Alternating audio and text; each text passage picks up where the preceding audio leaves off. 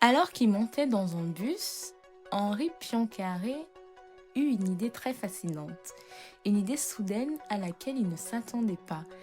Une solution à un problème mathématique qui l'occupait depuis plusieurs jours. Cette réponse lui apparaît comme une évidence, dans un moment totalement banal. Un moment où, pour beaucoup d'entre nous, l'esprit vagabonde, où l'on pense à autre chose, à notre journée, à nos préoccupations. Mais pour lui, ce moment va devenir décisif. En un instant, il comprend comment organiser et relier les éléments mathématiques complexes. Il travaille notamment sur ce qu'on appelle aujourd'hui des structures mathématiques liées aux fonctions fushiennes, un domaine qui permet de mieux comprendre des systèmes complexes. En étudiant ce type de structure, il pose des bases pour mieux comprendre des phénomènes complexes comme les mouvements des planètes, les courants dans les océans ou encore certains comportements imprévisibles dans la nature.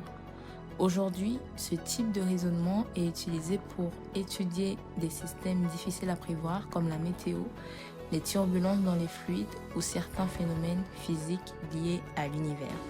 Ce moment montre quelque chose d'essentiel. Les grandes découvertes ne viennent pas seulement du travail intense, mais aussi de notre inconscient qui continue de réfléchir, même quand on n'y pense plus. Et parfois, les réponses aux questions les plus complexes apparaissent dans les moments les plus simples. Et toi, est-ce que tu fais attention aux idées qui te viennent quand ton esprit semble ailleurs? Est-ce que tu écoutes assez ton inconscient? Car parfois, les réponses que l'on cherche s'y trouvent déjà.